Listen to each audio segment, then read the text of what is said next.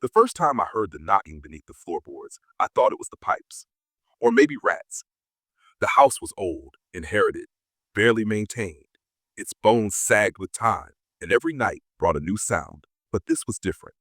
This knocking had rhythm, intent, like something was counting. I followed it, barefoot across cold wood, down the creaking stairs, past sagging wallpaper that peeled like shedding skin. The basement door was cracked open, just enough for the air to bleed up. A stale, earthy breath that didn't belong to anything alive. I stood there, holding my own breath, listening. 3 knocks, a pause, then 2, then 7. That night I dreamed of a boy with no face. He stood in the center of the basement, surrounded by rotting beams and black water that shimmered like oil. He pointed down, wordless.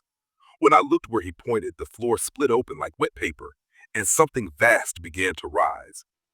When I woke, my feet were dirty, my hands were scratched, and the basement door was wide open. I tried to blame sleepwalking, but that didn't explain the footprints, small ones, not mine, leading from the basement to the edge of my bed. I boarded up the door, sealed it with nails, salt, even prayers I barely remembered. The knocking stopped for a while.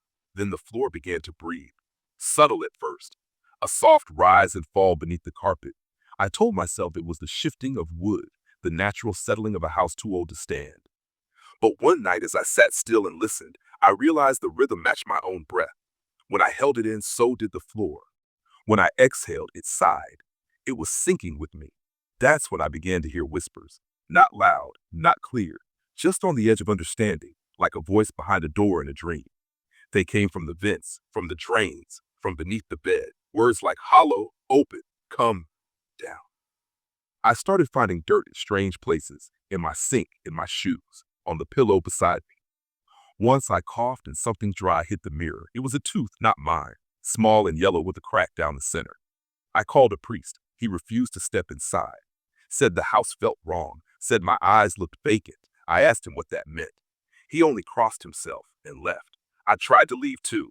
Packed a bag, booked a hotel, but when I opened the front door, I wasn't outside. I was in the basement, standing on the trap door. The boy was there, still faceless, but now he was smiling. Somehow I knew. I fell, not through space, but through thought, through memory, through everything that made sense. And when I landed, I was still in my home, on the floor, with dirt in my mouth and the lights all off. There are things beneath the house now. I don't see them, but I hear them, crawling, dragging themselves along beams that should not support life. Some nights I hear something chewing, and once I swear I heard a voice say, "You are the door." I don't sleep anymore, because when I do, I dream of roots growing from my chest, pulling me down into the soil. I dream of nails through my hands and wood against my spine. I dream of the boy crawling up through my mouth, laughing with my voice. The knocking has returned, but it's not on the floor now. It's coming from inside the walls. I can no longer tell if it's night or day. The windows show only stillness. Lightless fog that doesn't move, doesn't shift, just sits against the glass like skin pressed to bone.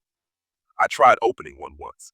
The fog poured in like water, thick and warm, and whispered in my ears with a voice I swear belonged to my mother, long dead. I sealed every crack. But it didn't matter. The house no longer obeys the laws of architecture. Rooms shift when I blink. Doors open into closets that stretch for miles. One time, I stepped into the pantry and found myself back in the basement, standing over the trapdoor with dirt in my mouth. The boy isn't alone anymore. There are others now. Tall, with faces stretched like canvas over broken frames. They gather in corners, always in threes, heads cocked at odd angles, as if listening to a frequency that hurts to hear. When I speak, they flinch. When I scream, they smile. They don't come to harm me. Not directly. They only watch. And the longer they do, the more I feel the skin of this place closing around me like a womb, pulling me back down into something older than memory. I found a journal in the wall, bound in leather that smelled like rot, its pages handwritten in the same cramped scrawl I'd begun seeing in my dreams. The ink shifted when I read it, words writhing like worms. It told of the first one, the original breach, the mouth beneath the world. They called him many things: the eater, the sibling below, the architect of flesh. He didn't build the house. He became it. He lives through it. He reaches through its boards like fingers through a wound, finding those with gaps in their minds. He can only rise where memory is soft, where trauma lives like embers. That's why he found me. He didn't come from my blood. He came from my identity. Piece by piece, he takes memory, language, sensation. I forget the faces of my parents, the sound of my own voice, the name of the girl I once loved. I touch my skin, and it feels like paper soaked in rain. One night, I found my own corpse in the bathtub, bloated, smiling, filled with soil. My hand still twitched. I didn't scream. I didn't react. I only reached out, touched its cheek, and whispered, "Finally." Then I turned away, knowing it wasn't the first. I've died here so many times. The floorboards whisper now constantly, like thousands of mouths just beneath the surface.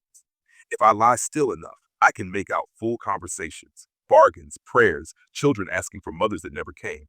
Sometimes I hear myself down there, pleading, begging, promising anything to escape.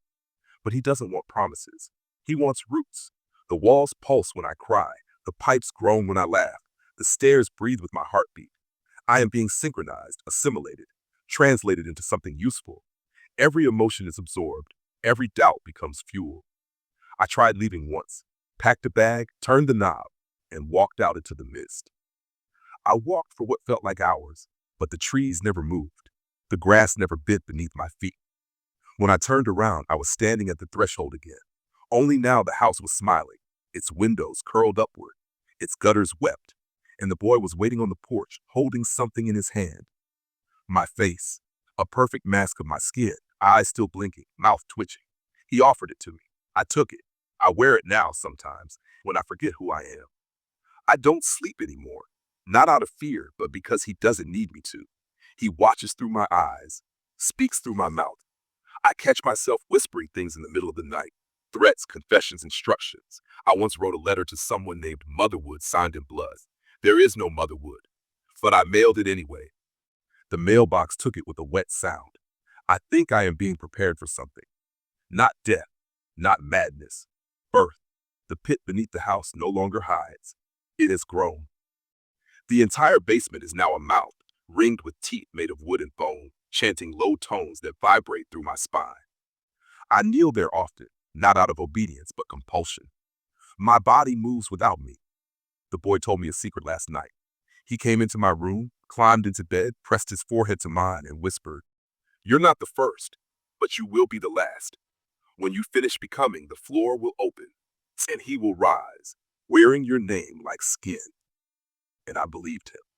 Because when I looked down at my hands this morning, they were no longer mine. The knocking didn't stop. It came at every hour, sometimes soft, like fingernails brushing the grain of the door, sometimes loud enough to rattle the walls. I counted 7 knocks each time. Always 7. I don't know why. I think that's how many doors there are between here and where he comes from. Last night, the house began to sink. Not quickly, inch by inch, groaning, swallowing itself into the ground. I could feel it tilting slightly, just enough to make water flow the wrong way, just enough to make everything feel off. Gravity here has started to change. Down isn't what it used to be. I awoke this morning with dirt in my mouth and roots growing from my fingers. They twitch when I try to speak. I haven't used real words in days. I hum now, long, low sounds that echo through the hallways and make the mirrors sweat. The boy hums with me. So does the pit. The pit is no longer a place. It's a doorway, and it's open. When I look down, I no longer see earth. I see faces, thousands of them, pressed together in a twisting, pulsing wall of memory and suffering.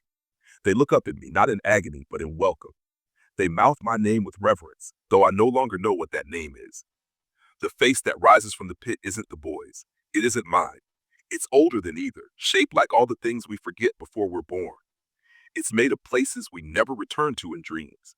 Its eyes are black, but they move inside, showing images like static, train stations that don't exist, forests with no sky, faces melting in candlelight. He speaks without a voice, and I hear him anyway. "Step in." I do. The teeth close behind me, but they don't fight. They seal. I am no longer separate.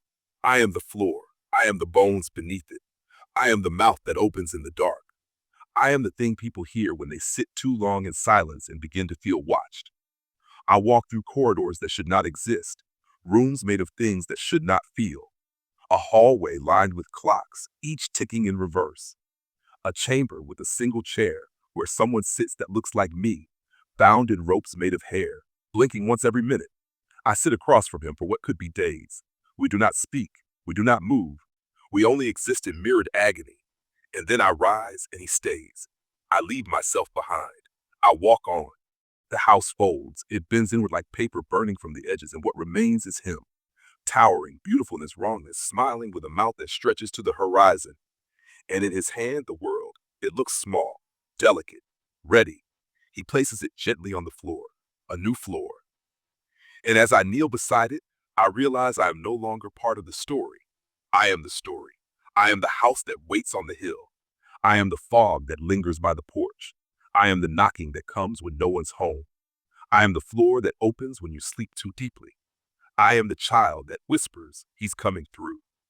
And when they move in, whoever they are, wherever this place ends up, I will smile through the wood grain, stretch beneath the floorboards, and press my new face against the inside of their walls, because he came through me, and now he'll come through you.